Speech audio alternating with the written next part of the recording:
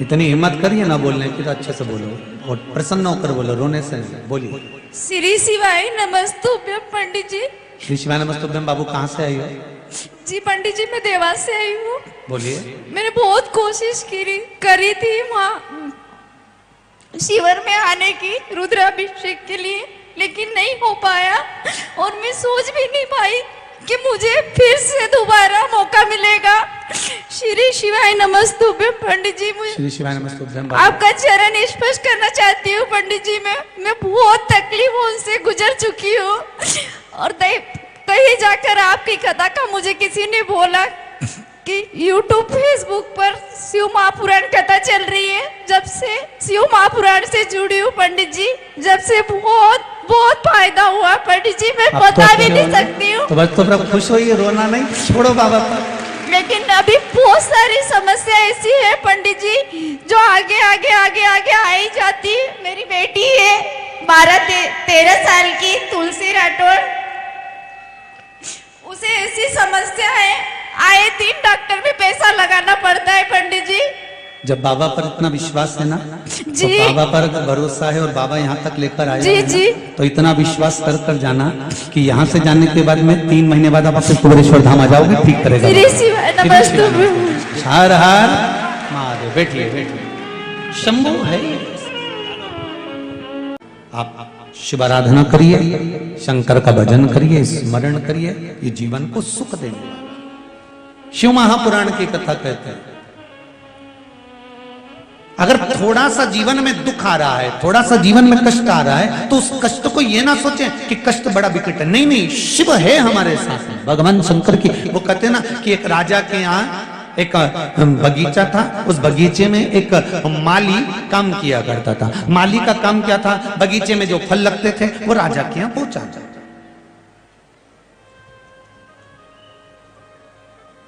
जो फल लग रहे हैं वो राजा के दरवाजे पर भेजना। आज माली ने देखा नारियल भी बहुत अच्छा पक चुका है, संतरा भी बहुत अच्छा पक चुका है, जाम भी बहुत अच्छी पक चुकी है, अमरूद भी बहुत अच्छा पक चुका है, केले, चीकू ये सब अच्छे पक चुके हैं, अंगूर भी बहुत अच्छा पक चुका है। आज माली ने विचार करा कि मैं राजा के यहाँ क्या लेकर जाऊं, इतनी सारी सामग्री तो ले जा नहीं सकता, लेकर क्या जाऊंगा। तो इतने में उस माली ने विचार करा, अब मैं राजा के यहाँ क्या लेकर जाऊं, क्या लेकर जाऊं। तो उसके मन में आया, एक काम करता हूं, ये सारा सामान इतना वजन उठाकर ले जाऊंगा, अंगूर लेकर जाता हूं। उसने डलिया में भर लिया अंगूर, और अंगूर लेकर चला, और वो अंगूर राजा के पास सामने ले जाकर रख दिया। आज राजा बड़ा गुस्से में था, बहुत तेज क्रोध आ रहा था उसे, और ना जाने क्यों चिड़चिड़ कर रहा था। इसने अंगूर की डलिया ले जाकर रखी। राजा क्रोध में, आज थोड़ा सा बहुत ज्यादा क्रोध में था, सोच भी रहा था कुछ अंगूर खाता जाए और कुछ विचार करता जाए, और अंगूर उठा के माली के मुंह पे फेंक मारे। माली को जैसे अंगूर फेंके, माली भगवान से के हर हर महादेव, बड़ी कृपा करी भोलेनाथ, तूने बड़ी कृपा करी, हुजूर बड़ी कृपा करी आप। फिर अंगूर खाए, फिर माली के मुंह पे मारे। माली फिर बोले, हर हर महादेव भोलेनाथ, बड़ी कृपा करी तूने, बड़ी करुणा करी हुजूर, बड़ी कृपा करी। ये फिर अंगूर खाए, फिर माली के मुंह पे मारे। माली फिर बोले, हर हर महादेव, बड़ी कृपा करी नाथ, दयालु दातार, बड़ी कृपा करी तूने।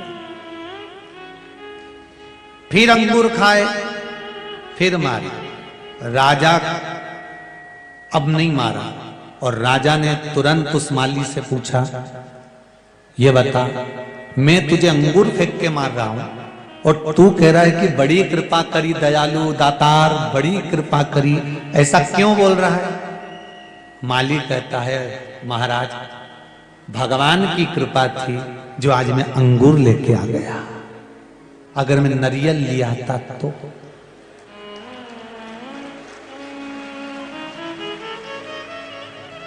अमरूद लेकर आ जाता तो पाइनएप्पल लेकर आ जाता या केला लेकर आ जाता तो मेरा तो चोखटा ही बिगड़ जाता, मैं तो मर ही जाता। शिव कृपा है।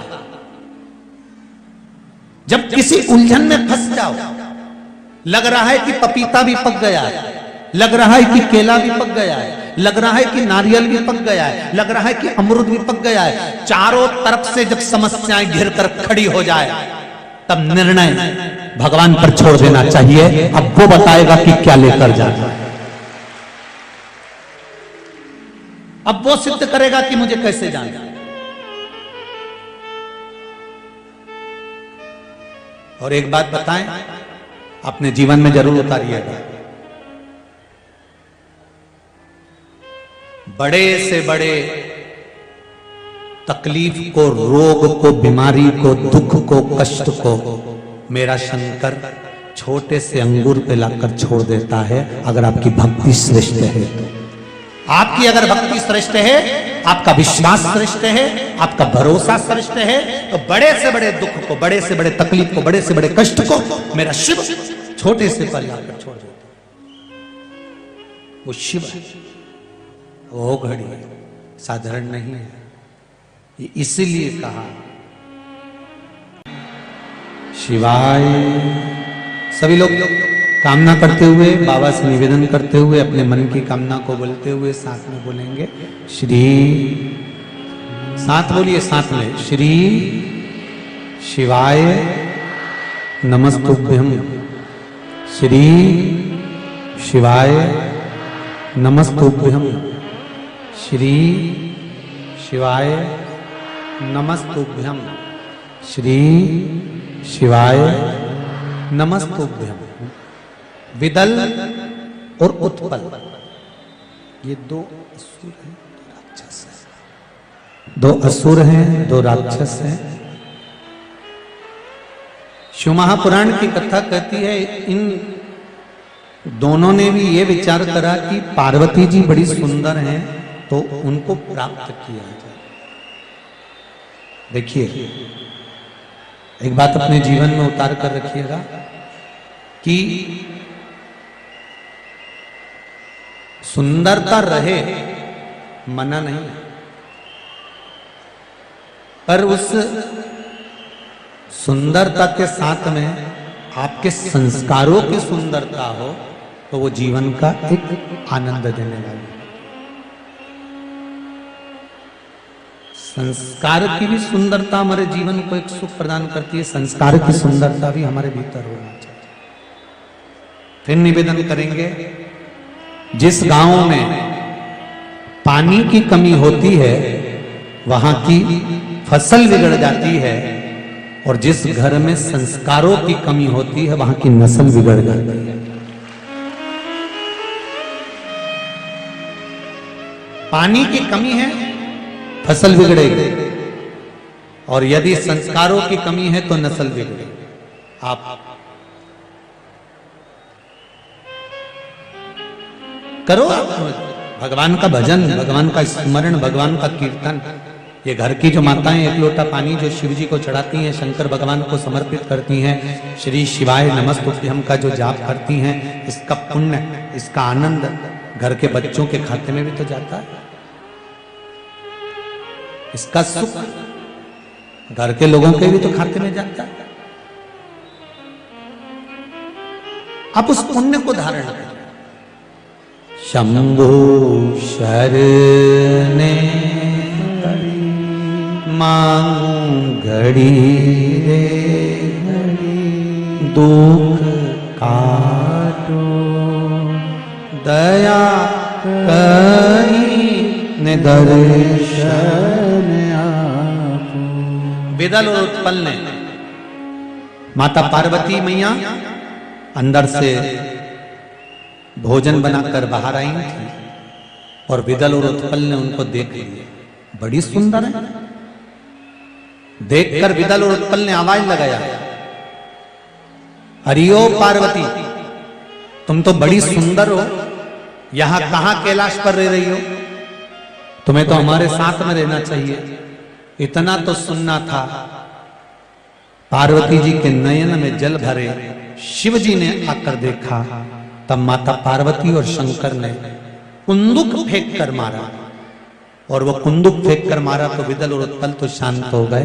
वो कुंदुक शंकर भगवान के चरणारविंद के पास जाकर रखाता है तो शिव जी का नाम कुंदकेश्वर हो जाता है। क्या नाम पड़ गया? जम के बोलो जरा, कुंदकेश्वर, कुंदुक प्रहार। एक बात बहुत अच्छे से ध्यान करिएगा, अगर आपको लगता है कि थोड़ी सी संपदा की कमी हो रही है, कोई काम नहीं बन रहा, पैसा नहीं आ रहा, या व्यापार नहीं चल रहा, या घर में पैसे नहीं फेर रहे, या लक्ष्मी का आवक नहीं हो पा रहा है, लक्ष्मी नहीं टिक पा रही, लक्ष्मी नहीं आ पा रही है, लक्ष्मी का प्रभाव कम पड़ पा रहा, तो एक बेलपत्र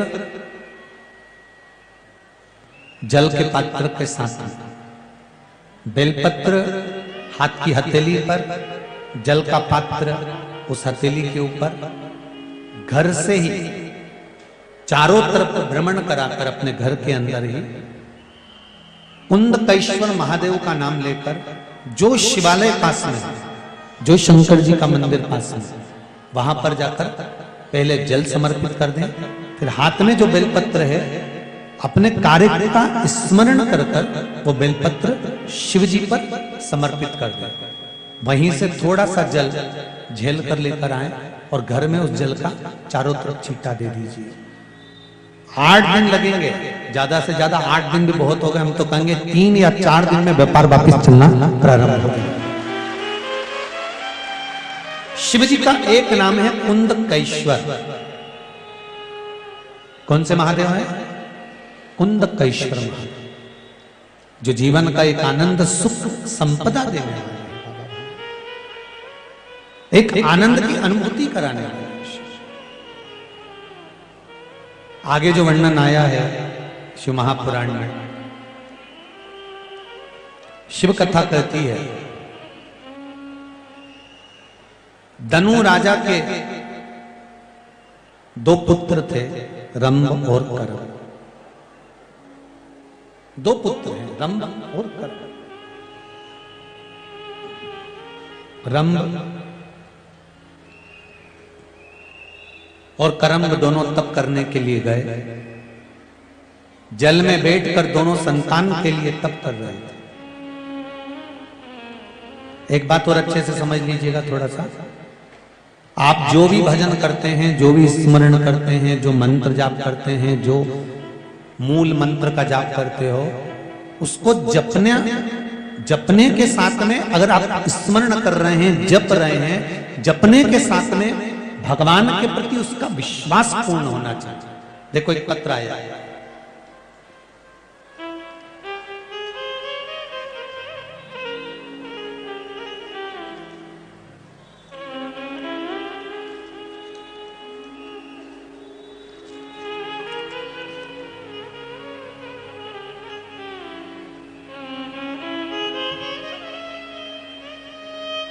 अनीता दिनेश जी राठौर पीतमपुर से हैं। कहीं बैठी हैं? हाथ उठाइएगा अगर कहीं बैठी हो तो। अनीता दिनेश जी राठौर पीतमपुर से हैं। मैं पीतमपुर में 16 साल से रह रही हूं, लेकिन कभी शिव के प्रति मेरे में इतनी जागरूकता नहीं आई। जनवरी 2021 से मैंने शिव महापुराण की कथा श्रवण करना प्रारंभ करी और बाबा देवाधिदेव महादेव की कथा। कई लोग कहते हैं कि शिव जी की कथा सुनो, कथा सुनो, कथा सुनो, तो मैंने सुना और मैंने कथाओं में सुना कि ये करने से उस फल की प्राप्ति होती है। मैंने प्रैक्टिकल करने का भी प्रयास किया। उसमें मेरी भी गलती है, इस पत्र में लिख रही है कि मैंने परीक्षा ली, पर परीक्षा पास हो जाऊंगी ये नहीं सोचा था। गुरुजी, बाबा का चमत्कार क्या है, एक बार मैंने शंकर भगवान से विनती करी कि मेरी मम्मी बीपी की गोली खाती है, क्या वो छूट सकती है? मैंने बाबा पर जल चढ़ाया और शिव जी ने ऐसी कृपा करी कि मेरी मम्मी की बीपी की गोली छूट गई और मेरी मम्मी ठीक हो गई।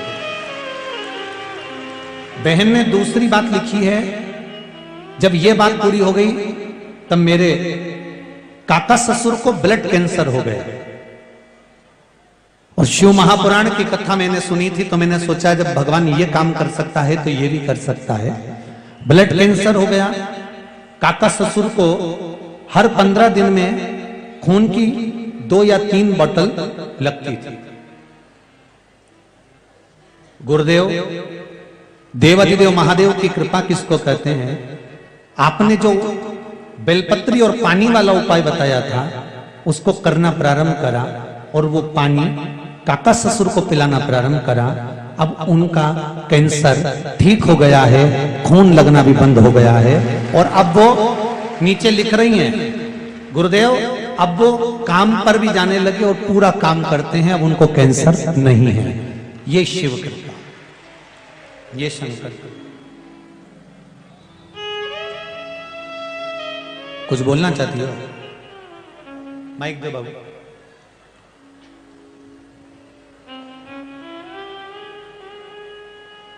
शीघ्र दो, शीघ्र दो। यही नहीं,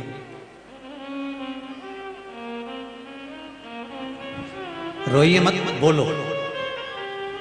अब दिल से उसको पुकारिए, अब दिल से उसको कहिए, वो सुने। शंभो शरण पड़ी मांगू घड़ी रे घड़ी, दुख काटो दया करी निदर्शन। अगर शिव ने कृपा, जैसे बहन कह रही हैं कि बाबा ने साथ दिया है, तकलीफ आई तो साथ उसी ने दिया है ना, फिर क्या सोचो, क्या सोचो। फिर कहूंगा इस देपालपुर की धरा के लिए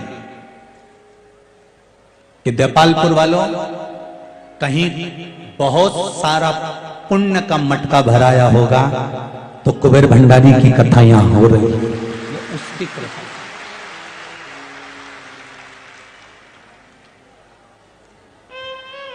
और ये कथा पूरी होगी, बीच में 5-6 दिन का गैप रहेगा। 24 तारीख से 30 तारीख तक शिव महापुराण की कथा फिर छत्तीसगढ़ की पावन धरा पर प्रारंभ होने जा रही है।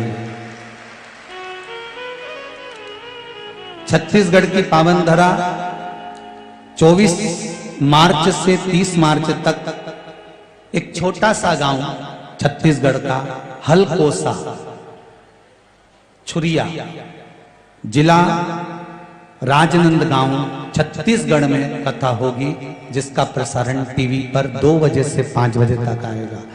तो सारे धान के कटोरे वाले तैयार हो जाओ। छत्तीसगढ़िया,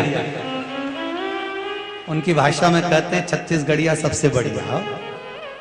तो सब धान के कटोरे वाले तैयार हो जाओ। हलकोसा में 2 बजे से 5 बजे तक छत्तीसगढ़ की पावन धरा पर शिव महापुराण की कथा श्रवण करने का फिर आनंद प्राप्त हो। 24 से 30 मार्च तक। तो देवाधिदेव महादेव जो कृपा कर रहे हैं, हम कह रहे हैं, फिर बोल रहे हैं कि देपालपुर वालों की बड़े बड़े भाग्य, और भाग्य के साथ में एक प्रबल भाग्य ये भी और जुड़ गया। 24 अवतार मंदिर में 11 रुद्र मंदिरों का निर्माण हो रहा है। आपका सहयोग, आपका समर्पण, आपका आनंद जो मिल रहा है मंदिर के निर्माण के लिए, वो जीवन की एक सार्थकता। महाराज, रंभ और करम ये दोनों तप करने गए, पर करम्ब को मगर ने खा लिया। रंभ ने विचार करा, मगर खा गया। अब उसने जो तप करा वो तप पृथ्वी पर करा, अग्नि जलाकर। तब उसको वर मिला कि तुम जब तप कर कर उठ के जाओगे, जिसको भी प्रेम से देख लोगे, उसी से तुम्हारी संतान जन्म लेगी। रंभ जब तप करके उठकर जाने लगा, रंभ जब तप कर कर जाता है, उठकर जब जाने लगा, तब उसने एक महिष को, एक भैंस को प्रेम से देख लिया, और महिष को प्रेम से देखा तो उस महिष का गर्भ ठेर गया। महिष जब घर पहुंची तो उसका जो पति था भैंसा महिषा, उसको लगा कि मेरी पत्नी गर्भित कैसे हो गई, तो उसको लगा कि ये रंभ की संतान है। उसने रंभ को मार दिया। रंभ मरा, रंभ का अंतिम संस्कार हो रहा था। महिष को लगा कि मेरे गर्भ में इसकी संतान है तो मैं इसकी पत्नी हो गई, इसके साथ सती हो जाती हूं, और महिष वो जलती हुई चिता में कूद गई। जैसे ही महिष भैंस जलती हुई चिता में कूदी, वैसे ही उस महिष के एक पुत्र का जन्म हुआ जिसका नाम महिषासुर हुआ। महिषासुर, महिषासुर ने तप करा, साधना करी और भगवान से वर प्राप्त करा,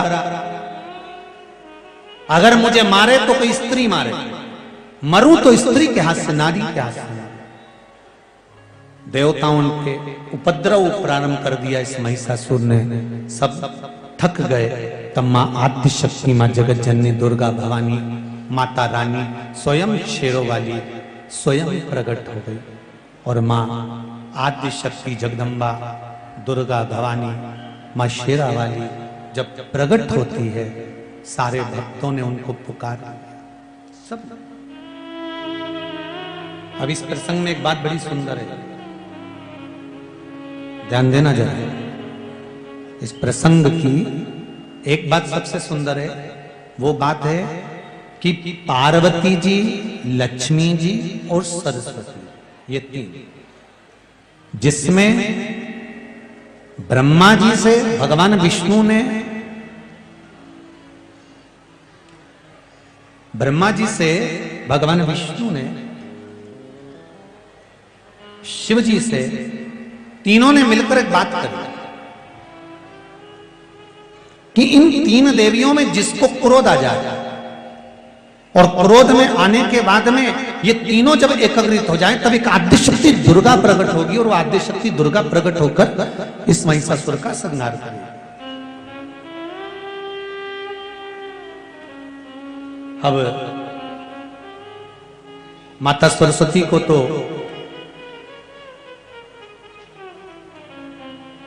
क्रोध पूर्व में आ चुका था, मां लक्ष्मी को भी पूर्व में क्रोध आ चुका था, तब माता पार्वती जी को क्रोध नहीं आया था, तब शिव जी ने उनको क्रोध दिलाया था।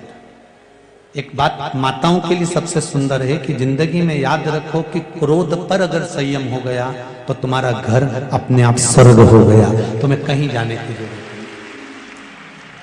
खींचा और उस क्रोध पर संयम करा, पर माता को क्रोध दिलाया और क्रोध दिलाया, और मां आद्य शक्ति प्रकट हुई और मां टूट पड़ी उस महिषासुर पर। महिषासुर का संहार करा, देवताओं ने पुष्पों की वृष्टि करी, गंधर्व गान करे, अप्सरा नृत्य करी, चारों तरफ सुख समाहित हुआ। देवाधिदेव महादेव की ये पावन आनंदमय लीलाओं का जो स्मरण कराया, शिव महापुराण की कथा जो अपन सब श्रवण कर रहे हैं, देवाधिदेव महादेव की कृपा से इंजेक्शन लगते थे पर फर्क नहीं पड़ता था। मेरी मम्मी ने कहा कि तू सियोर वाले महाराज कथा कहते हैं तो कथा सुन, और कथा सुना। कथा सुनने के बाद में सफेद दुर्वा वाला प्रयोग और जल शिव जी को चढ़ाकर बालचंद्रेश महादेव के नाम से पीना और दुर्वा को खाना चालू करा। अब मेरे को कोई तकलीफ नहीं है, और डॉक्टर भी कह रहे हैं कि किडनी में पथरी नहीं है। बैठो बेटा, हर हर महादेव। ये शिव कृपा।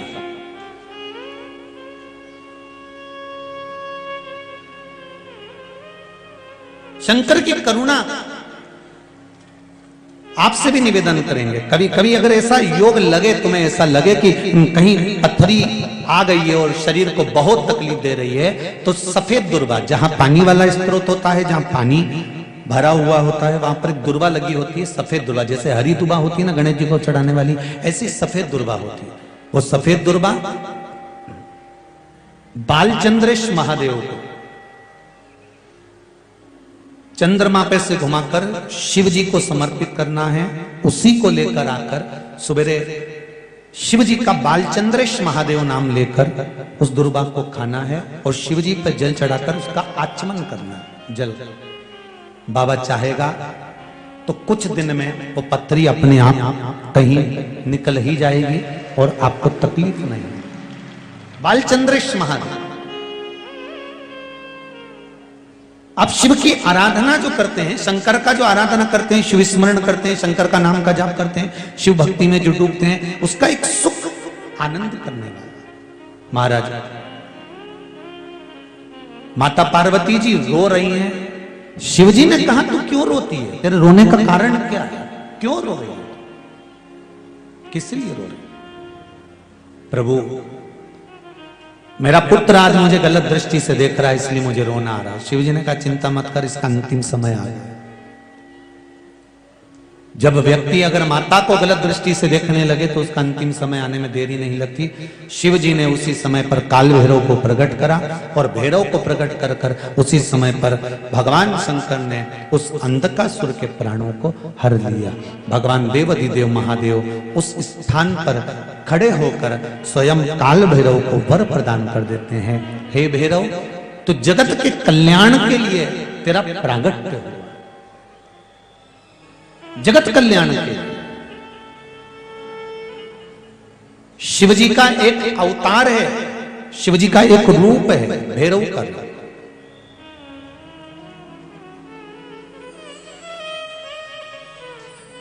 यदि प्रॉपर्टी से जुड़ा हुआ कोई केस चल रहा हो, अदालत में कोई कार्रवाई चल रही हो, कोई अदालत की कार्रवाई चल रही हो और नहीं पूरी हो रही हो, तो भैरव काल भैरव का स्मरण करना चाहिए। और भैरव मंदिर में भगवान शंकर का ही स्मरण कर कर जो पुष्प, चाहे वो लाल पुष्प हो चाहे श्वेत पुष्प हो, समर्पित करना चाहिए।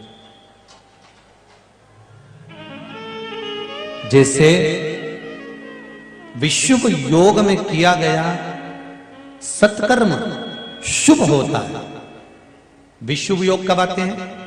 शिव महापुराण में वर्णन किया गया है। गीता प्रेस की, गोरखपुर की गीता प्रेस शिव महापुराण की अगर किताब लेकर आएंगे तो उसमें पृष्ठ संख्या 44, पेज नंबर 44 पर विशुभ योग का वर्णन लिखा हुआ है।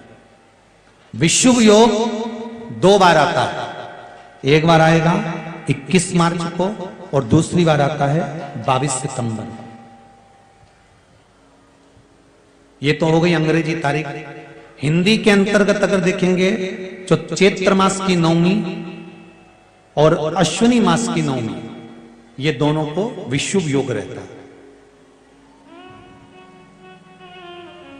जिस नारी को 14 साल, 15 साल, 20 साल संतान नहीं हुई हो, 18 साल हो गए हो, 12 साल हो गए हो, 10 साल हो गए हो, संतान अगर गोदी में नहीं है तो विशुभ योग के अंतर्गत बेलपत्री के पेड़ के नीचे शंकर जी के शिवलिंग की पूजन कर कर, खीर बनाकर शंकर जी को भोग लगाकर, किसी ब्राह्मणी को उस बेलपत्री के पेड़ के नीचे भोजन कराकर, खीर खिलाकर, उन्हीं से थोड़ा सा खीर का प्रसाद मांगकर उसी बेलपत्री के पेड़ के नीचे पति पत्नी अगर वो प्रसाद को पा लेते हैं तो उनका गर्व ठहर जाता है। ये विशुभ योग है। गीता प्रेस गोरखपुर की पृष्ठ संख्या 44। कई लोग नहीं तो फिर बाद में कहेंगे कि कहां से बोल दिया महाराज, इसलिए आजकल बोलने से पहले आप लोगों को पृष्ठ संख्या भी बता देते हैं कि इस किताब में से, इस जगह से, इस पुराण में से बोल। विशुभ योग 2 बार आता है। एक बार कब आएगा भैया? जम के बोलो जरा। आज कौन सा मार्च है? आज 13 मार्च है। अभी मार्च के महीने में आएगा। कितनी मार्च को? 21 मार्च को। और फिर आएगा 22 सितंबर। ये विशुभ योग मानिए। विद्याध्ययन के लिए भी ये प्रबल होता है महाराज। जिसके शरीर में कहीं सफेद दाग पड़ गए हो या सफेद में कहीं शरीर में चर्म रोग हो गया हो, तो विशुभ योग के दिन का पूजन का भी प्रमाण वर्णन किया गया है। उसको करने के बाद 15 दिन के अंदर वो चमड़ी अपने असली रंग में आने लगती है। वो विशुभ योग के अंतर्गत होता है, वो भी विशुभ योग।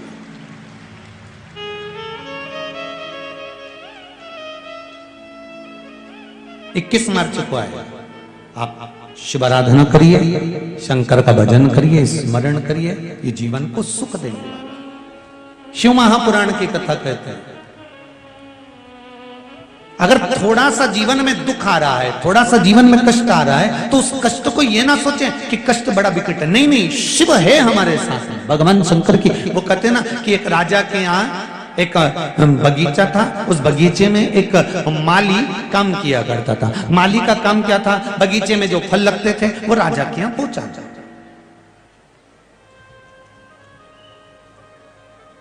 जो फल लग रहे हैं वो राजा के दरवाजे पर भेजना। आज माली ने देखा नारियल भी बहुत अच्छा पक चुका है, संतरा भी बहुत अच्छा पक चुका है, जाम भी बहुत अच्छी पक चुकी है, अमरूद भी बहुत अच्छा पक चुका है, केले, चीकू ये सब अच्छे पक चुके हैं, अंगूर भी बहुत अच्छा पक चुका है। आज माली ने विचार करा कि मैं राजा के यहाँ क्या लेकर जाऊं, इतनी सारी सामग्री तो ले जा नहीं सकता, लेकर क्या जाऊंगा। तो इतने में उस माली ने विचार करा अब मैं राजा के यहाँ क्या लेकर जाऊं, क्या लेकर जाऊं। तो उसके मन में आया एक काम करता हूं, ये सारा सामान इतना वजन उठाकर ले जाऊंगा, अंगूर लेकर जाता हूं। उसने डलिया में भर लिया अंगूर और अंगूर लेकर चला और वो अंगूर राजा के पास सामने ले जाकर रख दिया। आज राजा बड़ा गुस्से में था, बहुत तेज क्रोध आ रहा था उसे, ना जाने क्यों चिड़चिड़ कर रहा था। इसने अंगूर की डलिया ले जाकर रखी। राजा क्रोध में, आज थोड़ा सा बहुत ज्यादा क्रोध में था, सोच भी रहा था कुछ अंगूर खाता जाए और कुछ विचार करता जाए और अंगूर उठा के माली के मुंह पे फेंक मारे। माली को जैसे अंगूर फेंके, माली भगवान से के हर हर महादेव बड़ी कृपा करी भोलेनाथ, तुमने बड़ी कृपा करी, हुजूर बड़ी कृपा करी आप। फिर अंगूर खाए, फिर माली के मुंह पे मारे। माली फिर बोले हर हर महादेव भोलेनाथ बड़ी कृपा करी तुमने, बड़ी करुणा करी हुजूर, बड़ी कृपा करी। ये फिर अंगूर खाए, फिर माली के मुंह पे मारे। माली फिर बोले हर हर महादेव बड़ी कृपा करी नाथ, दयालु दातार बड़ी कृपा करी तुमने। फिर अंगूर खाए, फिर मारे। राजा अब नहीं मारा और राजा ने तुरंत उस माली से पूछा, ये बता मैं तुझे अंगूर फेंक के मार रहा हूं और तू कह रहा है कि बड़ी कृपा करी दयालु दातार, बड़ी कृपा करी, ऐसा क्यों बोल रहा है? माली कहता है महाराज भगवान की कृपा थी जो आज मैं अंगूर लेके आ गया, अगर मैं नारियल लिया आता तो।